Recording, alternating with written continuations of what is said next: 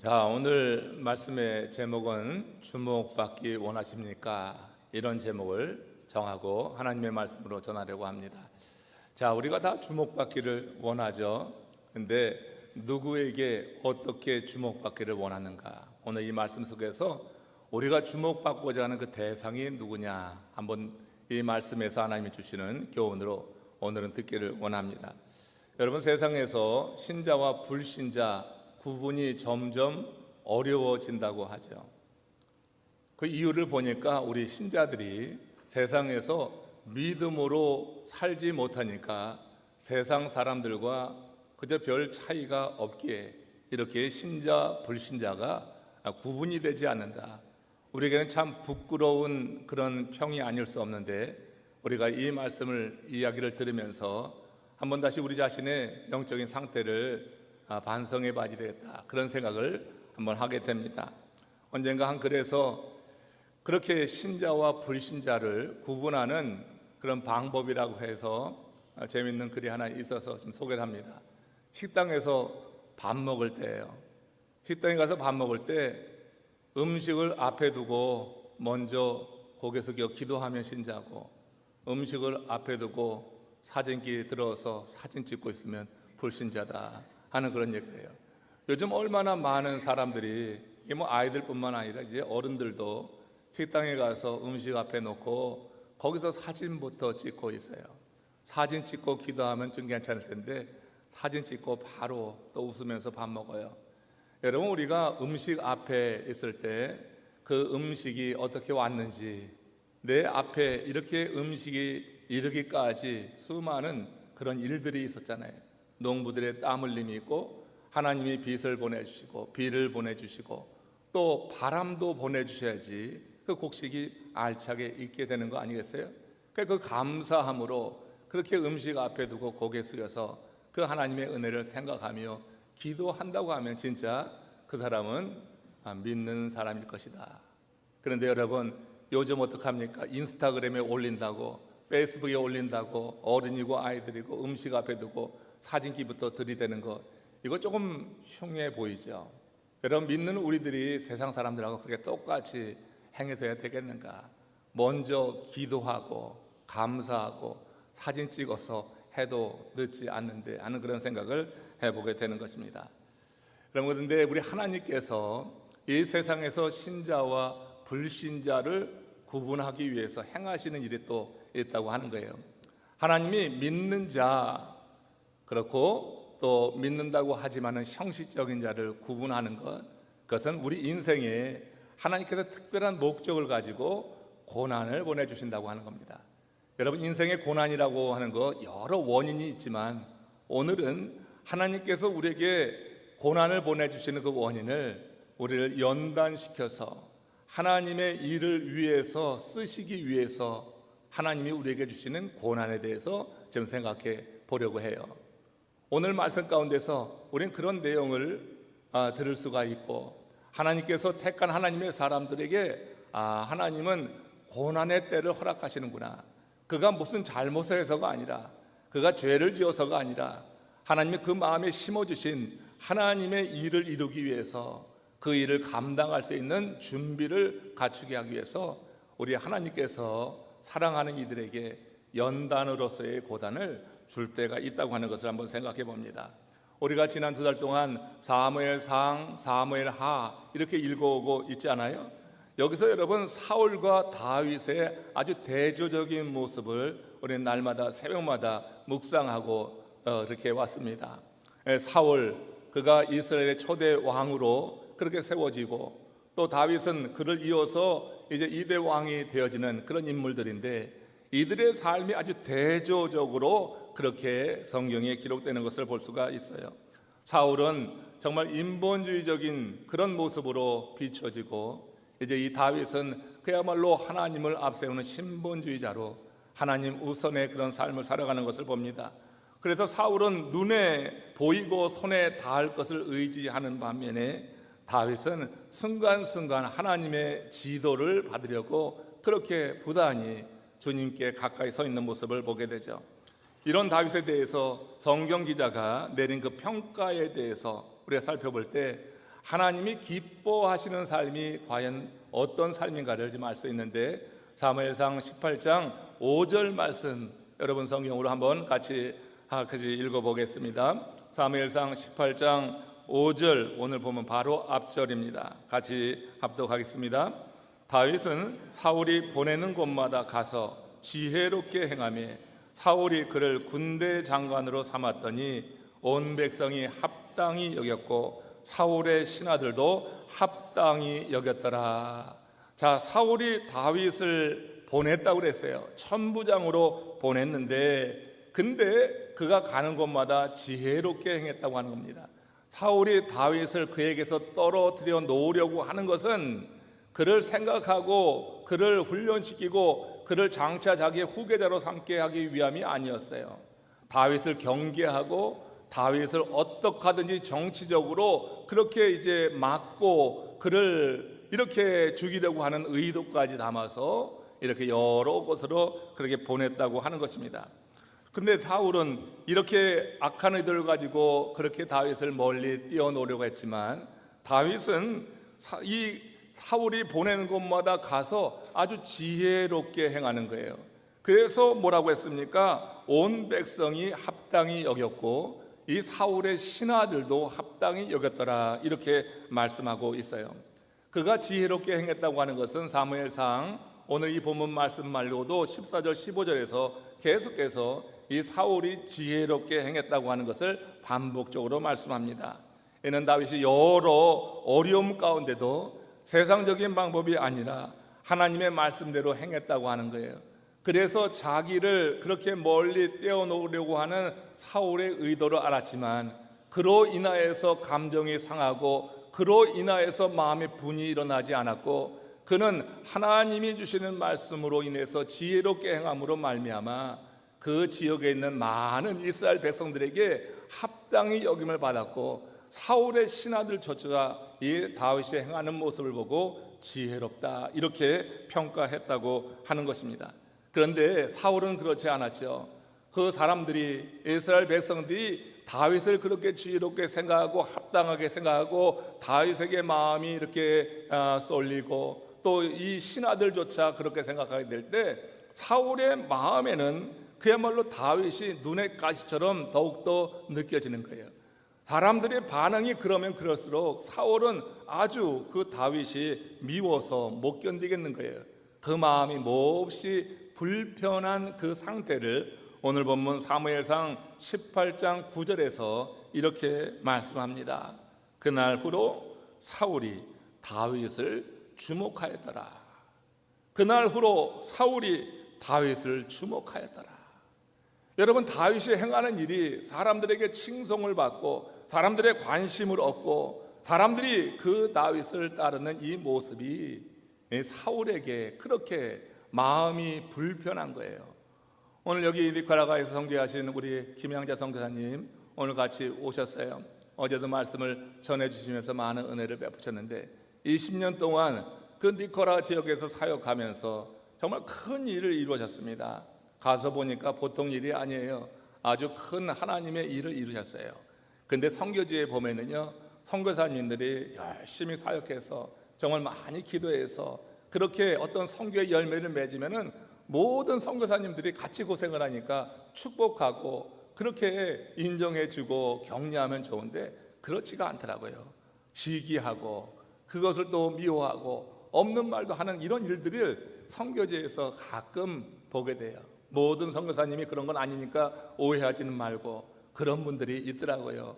우리 IT 지역에 김순우 선교사님도 그런 일로 한동안 그렇게 힘들었던 적이 있었습니다. 제가 보니까 두 분 선교사님이 정말 열심히 일해서 선교지에서 아름다운 사역 열매를 주렁주렁 맺고 있거든요. 그런데 이런 모습을 바라보는 주변의 사람들의 시선이 그들을 정말 칭찬하고 그들의 행한 일에 대해서 감사하고 하는 게 아니라 이렇게 주목해 보는데, 그 주목해 보는 그 목적이 다르다고 하는 게, 시기심에 견지하고 어떻게 하면 저를 무너뜨릴까 하는 이와 같은 생각들을 갖고 주목해 보는 이런 일들이 있는 거예요.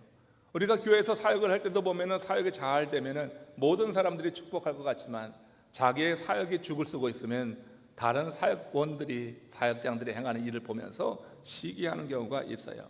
여러분, 이런 마음을 우리 안에서 정말 두어서는 안 될 마음이다. 우리 하나님께서 그런 우리들의 삶을 주목해 보시는 것을 알아야 돼요. 우리가 누군가에 대해서 견제하고 정말 좋지 않은 감정을 가지고 주목해 볼 때 하나님께서는 그의 삶을 주목해 본다고 하는 거예요.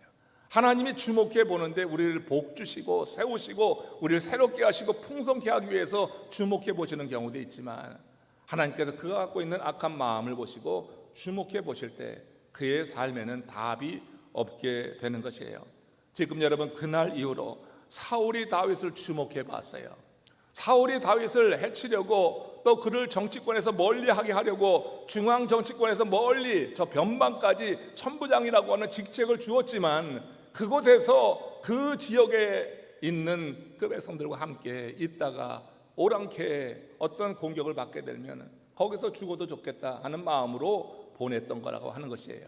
그러나 다윗은 그곳에 가서 그곳에 있는 이스라엘 백성들을 정말 잘 돌봤다고 하는 것입니다. 그래서 그 지역에 있는 사람들로부터 칭송을 듣는 거예요. 합당하다. 그리고 사울의 신하들조차 합당하다 하는 것인데, 사울은 그렇지가 못했던 거예요. 사울의 이 마음이 어떤 일부터 시작을 하냐면은, 저 이스라엘의 블레셋과의 전쟁에서 큰 승리를 거두고 이 다윗이 공을 세워서 골리앗을 무너뜨림으로 해서 대승을 거두고 이제 돌아오게 될 때, 그때 여러분 예루살렘으로 돌아올 때 이스라엘 백성들이 외쳤던 함성이 있어요.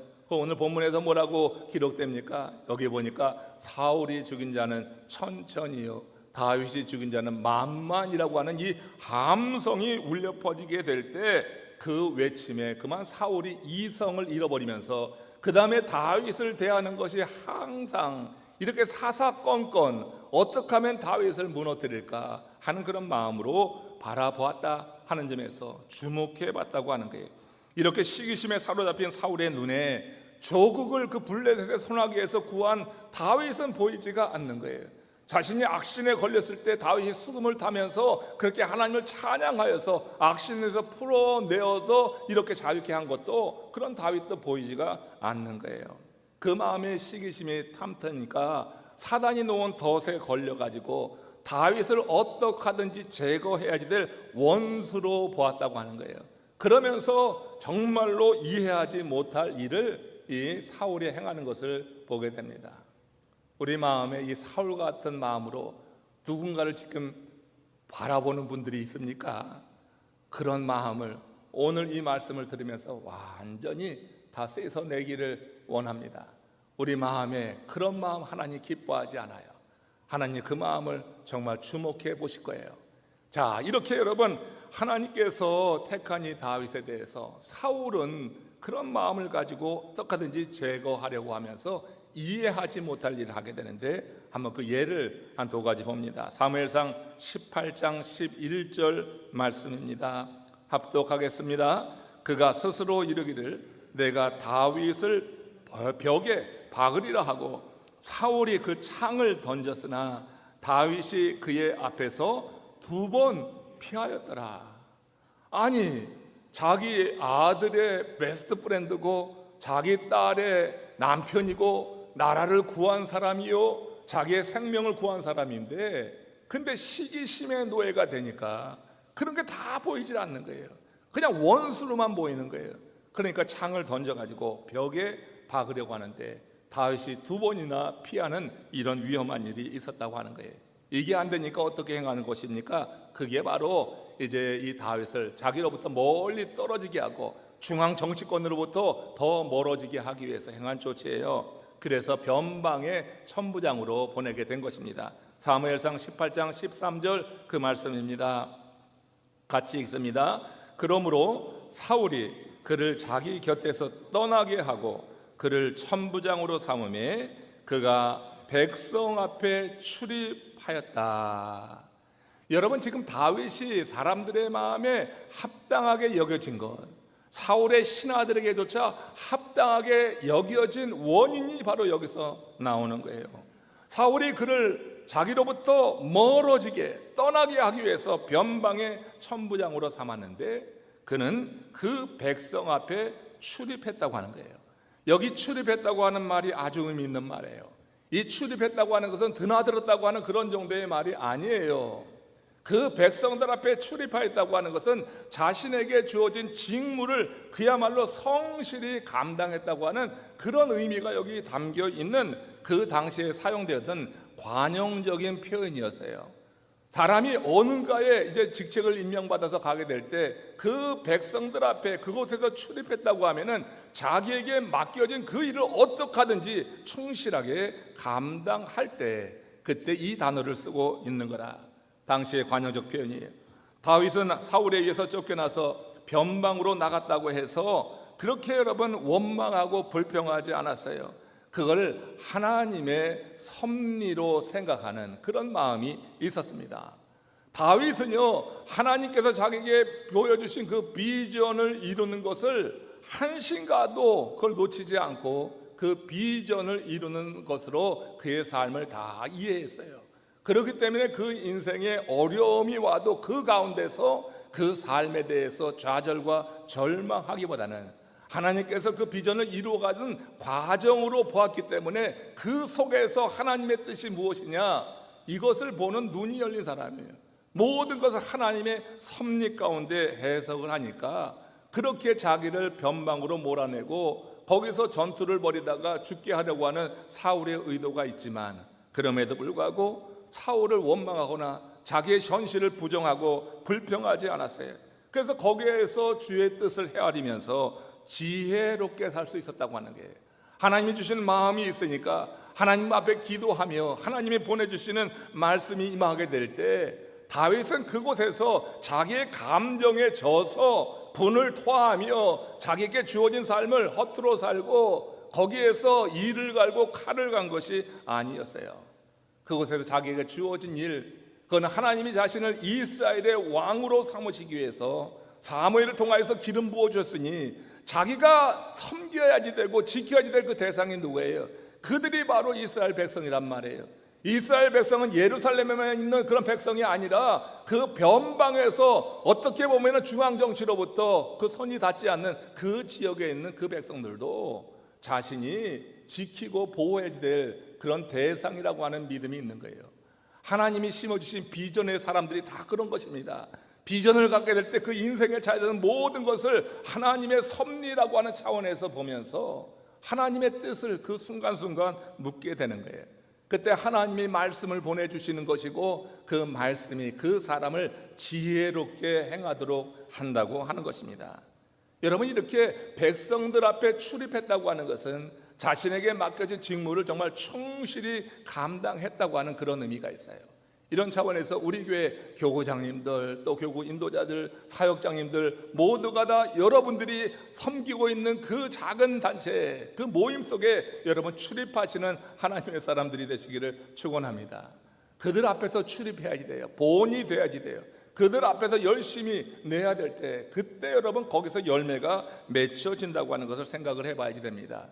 이 출입했다고 하는 또 다른 용례를 한번 보십시다. 모세의 기도, 이 여호사를 위한 모세의 기도에서도 이런 내용이 나오는데 민수기 27장 17절 말씀 앞에 화면에 나오는데 함독 하겠습니다. 그로 그들 앞에 출입하며 그들로 인도하여 출입하게 하사 여호와의 회중이 목자 없는 양과 같이 되지 않게 하옵소서. 지금 여러분 모세가 자기의 후계자인 여호수아를 축복하며 중보기도할 때 가장 먼저 한 것이 그로 그들 앞에 이스라엘 백성 앞에 출입하게 하옵소서. 그들로 그들을 인도하여 출입하게 하소서. 거듭해서 이런 말을 하고 있어요.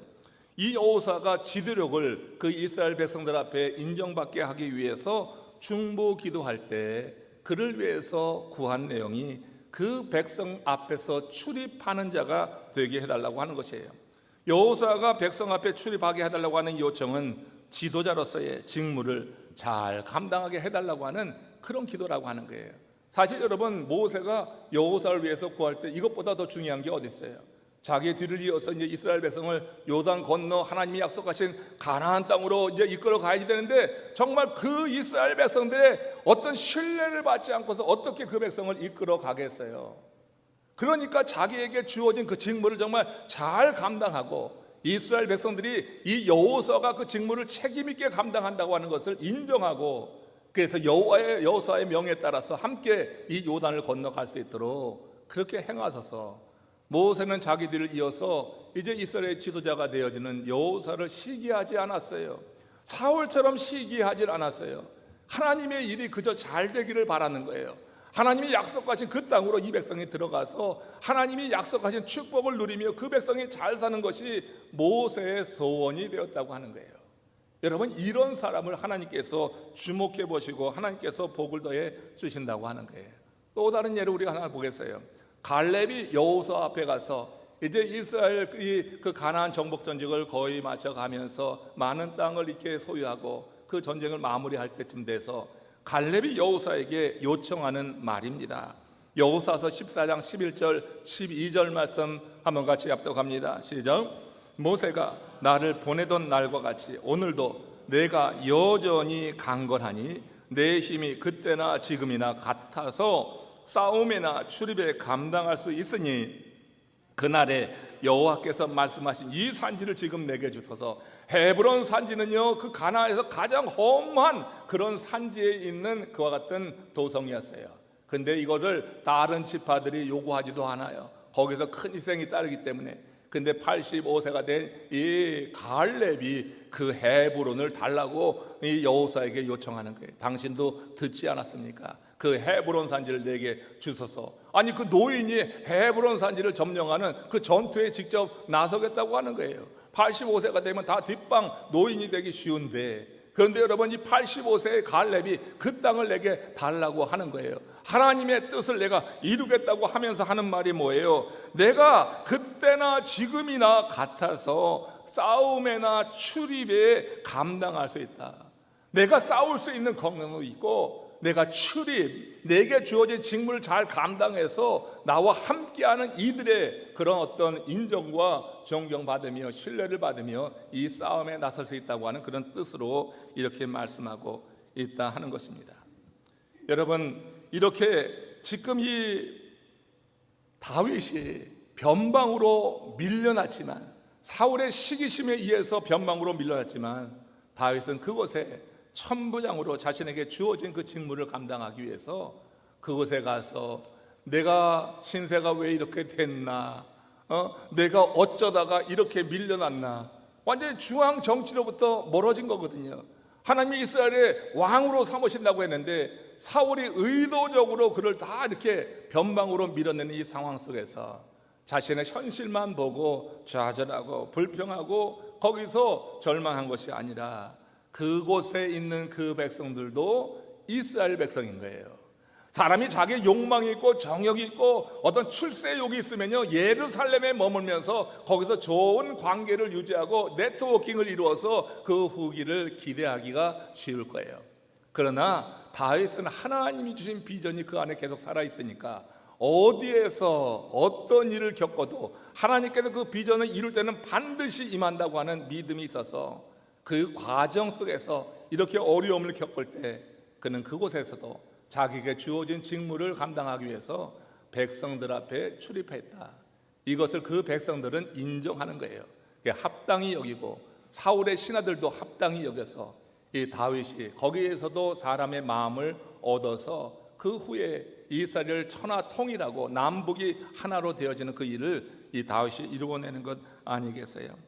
그것에서도 책임 있게 처신함으로 사람들의 마음을 얻으면서 준비되어 갔다고 하는 것. 제가 이런 부분에 있어서 늘 생각나는 것이 전도서 3장 11절 말씀이에요. 많이 나눴죠? 한번 같이 다시 합독해 보세요. 하나님이 모든 것을 지으시되 때를 따라 아름답게 하셨고 또 사람들에게는 영원을 사모하는 마음을 주셨습니다. 비전의 사람들이에요. 비전의 사람들에게는 영원을 사모하는 마음을 주셔서 하나님이 모든 것을 지으셨다. 비전의 사람들에게는 하나님이 모든 것을 지으셨다고 하는 믿음이 있는 거예요. 내가 어떤 일을 당하든 어떤 일에 내가 처하든 이것도 하나님이 지으신 것이다. 사울이 나를 천부장으로 임명해서 변방으로 내몰았지만 그러나 근원적으로 궁극적으로 하나님이 지으신 일이다. 하나님이 허락하여서 이렇게 된 일이라고 하는 그런 믿음이 있을 때 변방에 가서 거기서 자신의 삶을 그렇게 여러분 이렇게 탄식하고 자신의 삶 속에서 그렇게 절망만 하지 않는다고 하는 거예요. 때를 따라 아름답게 하시를 그 하나님의 때, 하나님께서 아름답게 이 모든 것을 이루실 때가 있을 것이다. 내게 심어주신 이 비전을 하나님께서 온전케 세우실 때가 있을 것이다. 때를 따라 아름답게 하신다고 하는 것이 그런 의미가 있어요. 우리 안의 비전은 하나님의 때에 이루어질 때 가장 아름다운 열매로 맺혀지는 줄로 믿습니다. 우리가 비전이 없이 내가 막 하려고 하고 내 의지만 갖고 내 욕심만 갖고 내 정욕만 가지고 사람들에게 잘 보이기 위해서 그렇게 여러분 뭔가 일을 하려고 할 때 많은 벽에 부딪히고 우리는 스스로 한계를 느끼고 좌절하게 되는 거예요. 하나님이 주신 비전은 하나님의 때에 이루어지도록 하나님께 구하고 하나님이 만나게 하시는 사람 만나고 하나님이 공급하시는 힘으로 감당해야지 그것이 하나님이 기뻐하시는 열매로 맺혀지게 된다고 하는 거예요. 다윗이 그렇게 행했다고 저는 믿습니다. 그 다윗은요, 저 숲풀에 거할 때도 광야에 거할 때도 더 아둘람 굴같이 정말 피폐한 곳에 거할 때도 절대 절망하지 않았어요. 다윗은 그곳에도 희망이 있었어요. 왜냐하면 하나님이 그곳에 함께 하시는 것이 확실히 믿어졌기 때문에 하나님이 내게 주신 이 비전을 이룰 때가 반드시 있을 것이다 하는 이 소망을 가지고 어떤 환경에서든지 절대 절망하고 좌절치 않았고 마침내 하나님이 그를 세워주신 것을 봤다고 하는 거예요. 하나님이 그렇게 되기까지 그 열매를 맺기까지 하나님께서 주신 마음이 있는데 그것이 영원을 사모하는 마음이에요. 하나님의 뜻이 이루어지는 것을 기대하는 마음이에요. 그런 마음이 있으니까 현실의 어려움은 문제가 되지 않고 그 안에 있는 이런 비전이 그로 하여금 앞으로 나가도록 추진함으로 말미암아 그의 삶 속에 아름다운 열매가 맺혀지게 되었다고 하는 것입니다.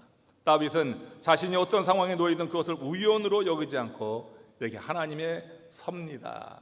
이건 사람이 이룬 일이 아니라 하나님이 지으신 일이다.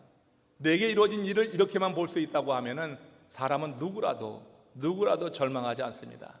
여러분들이 그런 믿음으로 온전히 세워져서 하나님께서 내 삶을 반전시키고 하나님의 뜻을 이루어내는 그때까지 영원을 사모하는 마음을 주셨는데 이 마음 속에서 견디고 마침내 이루어내는 하나님의 사람들이 되기를 바랍니다.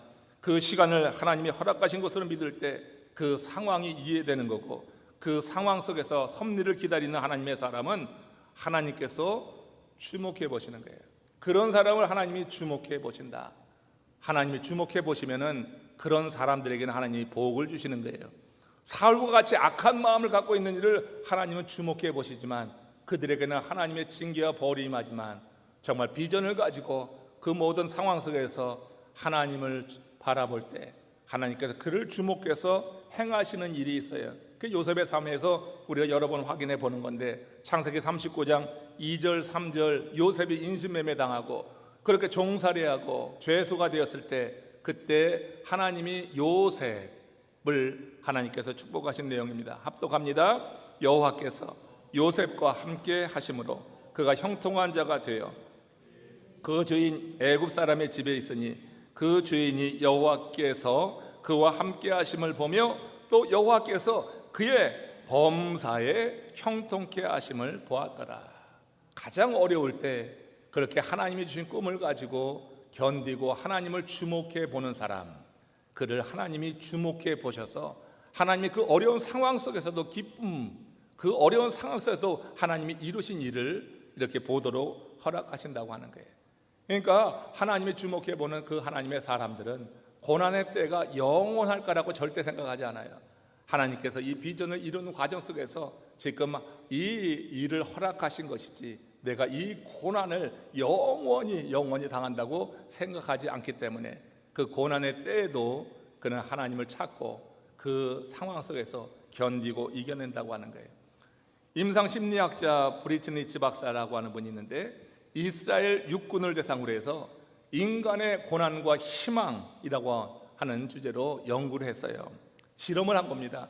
1000명의 이스라엘 군대 그 병사들을 대상으로 해서 차가운 얼음물에 손을 들여놓고 얼마나 견디느냐 하는 실험이었어요. 두 부류로 나눴는데 한 부류에는요 이제 당신들이 이 차가운 얼음물에 손을 넣고 5분을 한번 견뎌봐라 하고 시간을 알려줬어요. 근데 한 부류의 이 병사들에게는 그냥 참을 만큼 참아라 그렇게 하고 이제 이 실험을 진행한 것입니다. 결과가 어떻게 됐겠습니까? 두 부류의 이 병사들 가운데 5분이라고 하는 시간을 알고 얼음물에 손을 넣은 병사들은 전부 다 5분을 견뎌냈다고 하는 거예요. 정말로 극심한 고통이 있었지만 5분이라고 하는 그 시간, 그것을 알고 있는 병사들은 견뎌냈어요. 근데 여러분, 그냥 참을 만큼 참으라 하고 그 얼음물에 손을 넣은 사람들은 5분을 다 견디지 못하고 대부분이 다 이렇게 손을 뺐다고 하는 그런 실험 결과입니다. 여러분, 이 실험은 우리들이 고난의 끝이 있다고 하는 이런 사실을 믿고 산다고 하는 것이 얼마나 중요한지, 정말 여러분, 하나님의 사람들이 고난을 이길 수 있는 것은 고난이 영원하지 않다고 하는 거예요.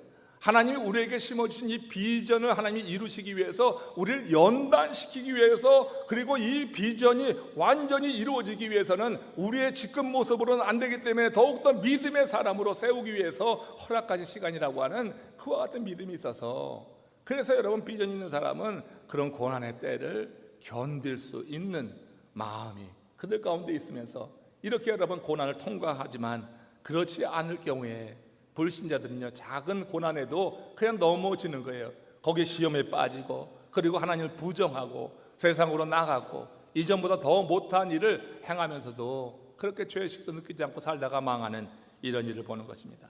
오늘 본문 앞뒤 내용을 보면은 사울 왕의 심령을 누르고 있는 그 두려움, 불안의 원인을 알 수 있는데, 그것은 그가 그 말씀에 불순종하고 하나님의 신이 그에게서 떠나면서 그에게 희망이 사라진 거예요. 그러니까 하나님이 함께 한다고 하는 믿음이 없으니까 작은 고난에도, 그냥 작은 어려움에도 감정이 먼저 앞서는 거예요. 그 감정이 앞서는 그 모습이 그대로 성경에 다 기록되는 것을 보게 돼요. 반면에 다윗은요, 살해의 위협을 당하고 변방으로 쫓겨나는 이런 상황에서도 언제나 희망적이었어요. 하나님이 이곳에 날 영원히 두지 않는다, 하나님께서 내게 두신 이 비전을 이룰 때가 있다 해서 그런 상황에서도 그래서 불평하지 않은 거예요. 그래서 준비한 거예요. 그래서 백성들 앞에 출입한 거예요. 출입한다고 하는 거, 여러분, 그 상황 속에서 자신의 현실만 보면은, 다른 사람과 비교해 보면은 못할 일이에요. 그러나 하나님이 함께 하시기에 그 백성들 앞에 출입하며 그들의 마음을 얻고 그들에게 합당히 여김을 받고 또 이 사울의 신하들에게도 합당히 여기면서 미래를 준비해냈다 하는 것입니다. 다윗은 고난의 끝을 보면서 희망을 잃지 않았어요. 오늘 이 자리에 참여하고 오늘 이 말씀을 듣는 여러분들, 정말 고난에는 끝이 있습니다. 지금 내가 당하는 고난이 정말 견디기 어렵고 힘든 그런 순간이라 할지라도 여러분들이 주 앞에 지금 서 있다고 하는 믿음의 고백만 할 수 있다고 하면, 그리고 중심으로부터 내가 지금 주의 이름을 부른다고 하면은 이 고난이 끝날 때를 하나님이 허락해 주실 것을 믿으면서 이 고난의 때 영혼을 사모하는 마음으로 무장하시기를 주의 이름으로 축원합니다.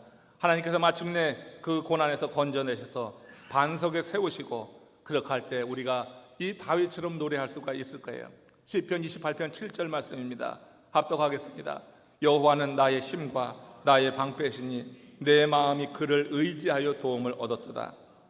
그러므로 내 마음이 크게 기뻐하며 내 노래로 그를 찬송하리로다. 하나님께서 고난에서 건져주셨을 때 이 다윗이 불렀던 노래입니다. 이 노래가 바로 우리의 노래가 되길 원합니다. 사울이 주목했던 다윗은 그의 살벌한 시선을 받으면서도 위축되지 않았고 주어진 사명을 잘 감당했어요. 이는 그가 늘 하나님께서 자기의 사정을 아시며 주의 뜻에 초점을 맞추고 그래서 마음을 집중했기 때문에 그럴 수 있었던 것입니다. 이런 다윗의 마음을 하나님이 도우시는 거예요. 저는 이 표현을 너무너무 좋아해요. 하나님이 마음을 도우셨다고 하는 것. 하나님을 주목하는 자의 마음을 하나님이 주목해요. 여러분, 우리가 삶의 현실만 보면은요, 우리 마음을 나도 몰라서 방향을 잃어버리면요, 그 삶은 그야말로 비참해지는 거예요. 근데 여러분, 하나님을 주목하는 자를 하나님이 주목하시면서 가장 먼저 행하시는 일이 마음을 도우시더란 얘기예요. 마음을 돕는 것은 하나님이 함께한다고 하는 믿음을 갖게 되면서예요. 그 사실이 믿어질 때 하나님이 내 마음을 돕는 거예요. 하나님이 함께 하시고 하나님의 말씀이 살아있다고 하는 것이 믿어지지 않으면 하나님이 내 마음을 돕는데도 불구하고 우리는 마음을 잃어버리면서 절망 가운데 살아가요. 하나님이 마음을 도우시는 남풀의 가족들 되시기를 주의 이름으로 축원합니다. 지금도 병상에서 주의 이름을 부르는 우리 믿음의 형제자매도 우리가 많이 기도합니다. 여러분 다 그 이름을 부르면서 기도하시는데 여러분들 마음을 하나님이 돕기를 원합니다. 그 마음을 도우셔서 하나님이 주시는 마음으로 무장될 때 마음이 무너지지 않으면 되는 거예요. 사람이 진짜 무너지는 것은 환경 때문이 아니라 마음이 무너질 때 그 사람은 무너지고 만다고 하는 거예요. 우리가 볼 때는 어떻게 저런 사람들이 저런 일을 행하나, 어떻게 스스로 자기의 목숨을 끊나 하는 그런 절망적이고 그와 같은 좌절적인 결단을 하는 것을 볼 때 나보다 훨씬 나은데 그게 무너져요. 그 마음이 무너지니까 현실의 이 삶을 받아들이지 못해서 그런 일을 행하는 거 아니냐 이런 생각을 해볼 수 있어요. 미쳐서 살아야 정상에 미칠 수 있다 그 말이 있어요. 이해되시요? 미쳐서 살아야 정상에 미칠 수 있다. 어떤 분야든 정상에 이르려고 하면은 그 분야에서 미쳤다고 하는 소리를 들을 정도가 돼야지 정상에 이르는 거예요. 정상에 이른 사람을 시기만 하지 말고 그 사람이 그 정상에 이르기 위해서 얼마나 그 일을 그 분야에서 미쳤는지 그걸 생각해야 돼요. 여러분 다윗은 하나님께 미친 사람이었어요. 그 얘기는 하나님의 말씀이 그를 온전히 사로잡았다고 하는 거고요. 그래서 그가 정상에 서게 된 것은 이 다윗이 하나님께 미쳤다고 하는 이 표현이 좀 그렇지만은 아무튼 의미를 제가 전하는 거예요. 여러분 하나님께 미친 사람, 하나님의 말씀에 사로잡힌 사람이고 그는 하나님이 정상에 그를 세우실 때까지 견뎌내는 것입니다. 우리는 그 증거를 다윗이 인생의 모든 상황에서 말씀대로 살았던 그 모습 그리고 그가 살았던 삶을 간증하며 노래 불렀던 시편 119편 71절 말씀을 통해서 확인할 수 있어요. 합독하겠습니다. 고난당하는 것이 내게 유익이라 이로 말미암아 내가 주의 율례들을 배우게 돼. 아니 어떻게 고난당하는 것이 내게 유익입니까? 이 다윗은 하나님께 미친 겁니다. 하나님의 말씀에 미친 겁니다.